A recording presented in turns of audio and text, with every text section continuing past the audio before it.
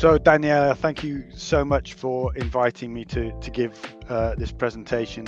It's just a small thing that I and others can do that might just make a difference. But of course, the voluntary effort that you are putting into this is incredible. So I think I speak on behalf of everyone saying thank you for that.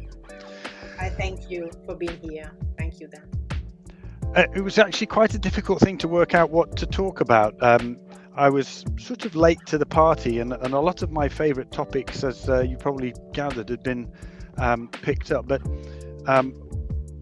what I spend most of my time doing now is heart surgery and particular mitral valve surgery. And you would be surprised, although the cardiology community in the UK is pretty familiar with this as a therapy, but how many of our clients actually find us independent of their general practitioners and even their specialist cardiologists. And so I thought it might be nice to put something together that would perhaps provide a little bit more information and background as to what we can actually do about mitral valve disease, and that might help those of you who were unaware that this was a therapy, or those that were aware but didn't know what the relative risk of embarking upon this therapy for a family or their pet was. That might give you a little bit more information to work with and help your clients as a result. So the outline of what I'm going to say and talk about is on the slide here. Is mitral valve repair effective, and how long does it work for? I think if you're thinking about recommending a therapy to or for a pet with a condition, you need some information about how effective it is, what the survival statistics are, the durability of that procedure. And so I'm going to present what there is in the literature in way of evidence, and also talk about our experience here at the Royal Veterinary College. I think most commonly clients that you might mention this to will say, well, what actually is mitral valve repair? What will they do to my dog? And so I'll talk about without going into a lot of detail, the basics around surgery, the principles of the surgical repair, the process that we need to go through, or the pet needs to go through to achieve those goals, and probably very importantly, what to expect during the recovery period. And that's really critical because as with any procedure that we do on pets, there's a risk benefit calculation that most clients will do either mentally or even sometimes writing out lists. And of course, there's a cost benefit calculation to be done as well. I think also really critical in our decision making is selection of patients, and so it makes sense to talk about which dogs will benefit most from mitral valve repair surgery.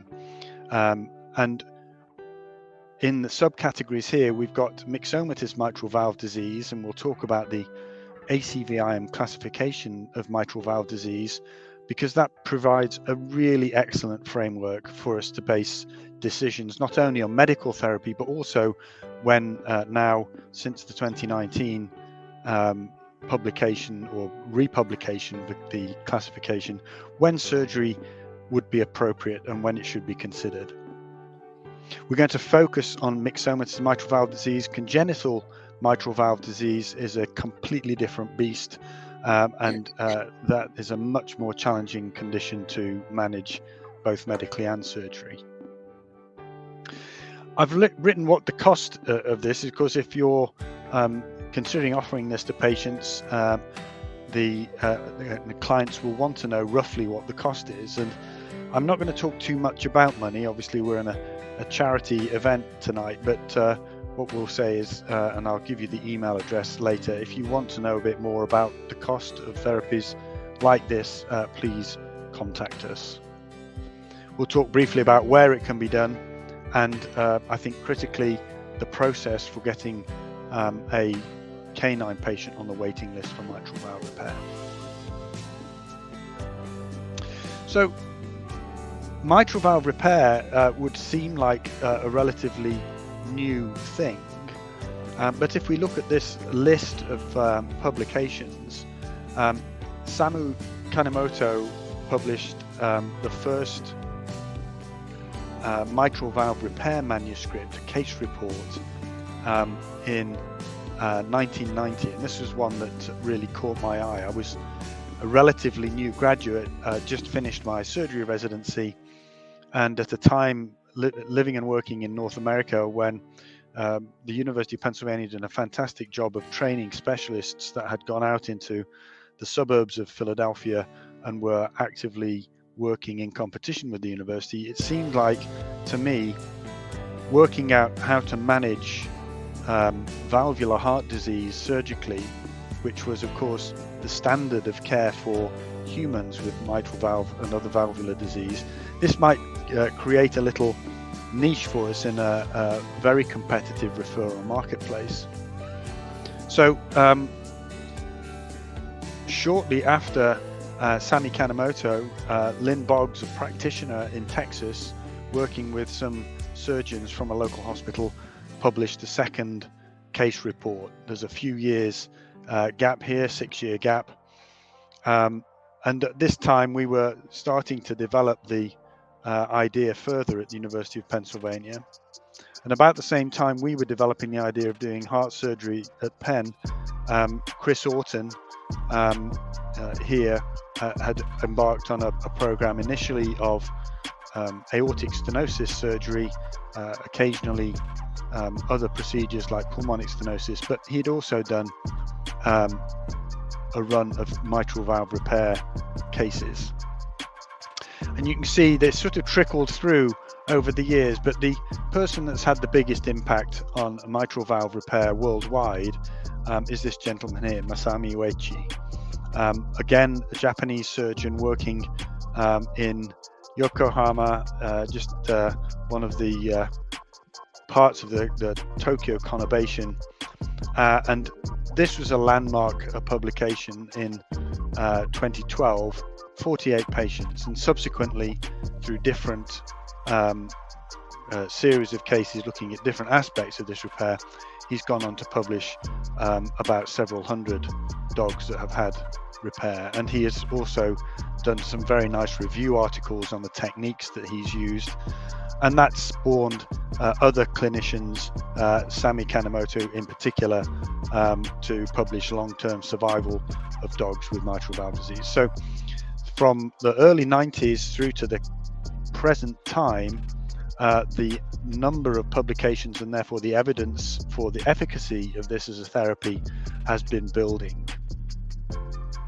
And this is Masami Uechi's landmark paper, and without going into the detail, if I show you the Kaplan-Meier survival curve for mitral valve surgery, and this, bearing in mind, was the earliest cohort of animals that he published, you can see the red line here are dogs that have undergone mitral valve repair, and they're compared to dogs that were treated hopefully fairly optimally with the standard medical therapy as it was at the time.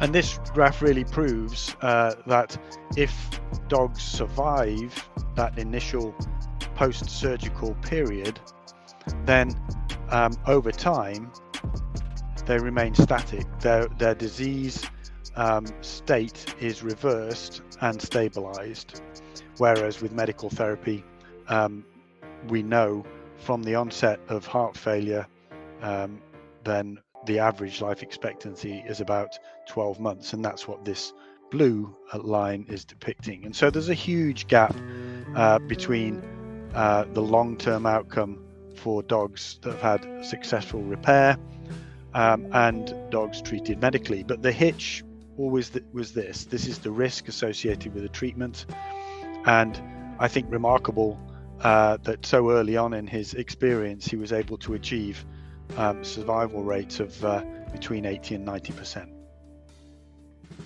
So not only was it effective acutely, but effective over the long term.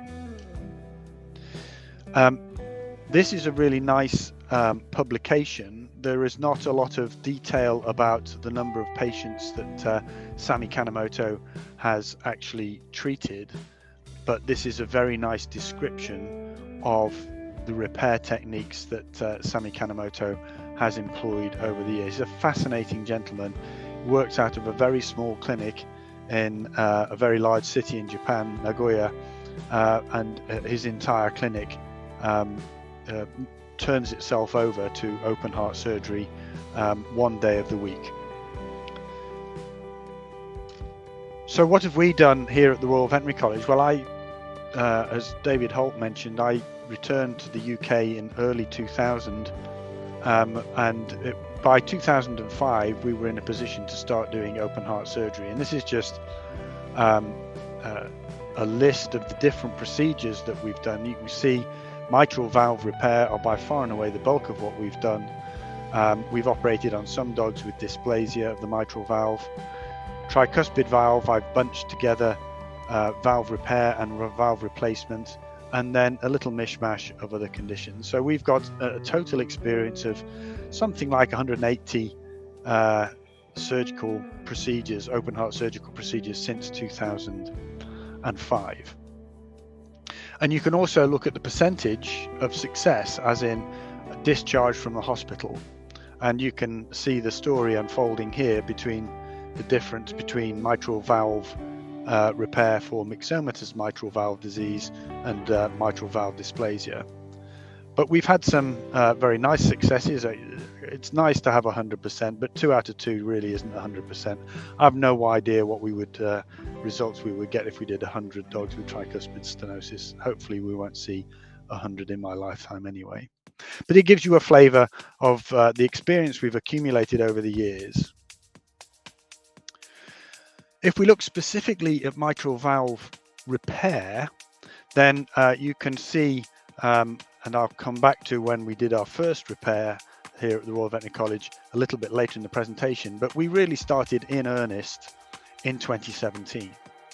And you can see we had 12 patients and over half of them passed away. Things got a little bit better in 2018, and we had a total of 25 patients, 4 of which passed away.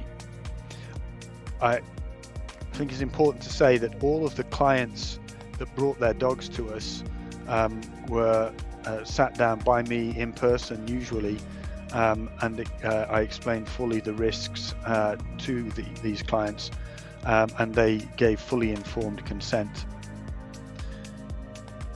Quite a step up in 2019, because we were able to do in that year 55 patients. We started off doing 1 every other week, and then we quickly went to 1 a week, and by the end of 2019 we were doing 2 patients a week. And you can see the percentage of survival has increased quite nicely with that experience and during that period of time. Then of course 2020 came along. A lot of our clients were coming from overseas, and we had to close the program down for several months. So we've gone back down to very small numbers for the last 2-3 years. But you can see the proportion of survivors versus those not surviving has changed. I think another quite useful way to look at this is we've got 120 mitral valve repair cases for myxomatous disease in total. So if we look at the first 30 and compare them with the second 30, the third 30 patients, and the fourth 30 patients, and so you can see we had 10 of the first 30 died, 5 of the second 30, 4 of the third 30, and 3 of the fourth 30. So this represents 90% survival. So this is more of a rolling average, if you like, of how things are going. But it very nicely depicts the change in success over time that we have seen through experience with the procedure, experience in the personnel and the team.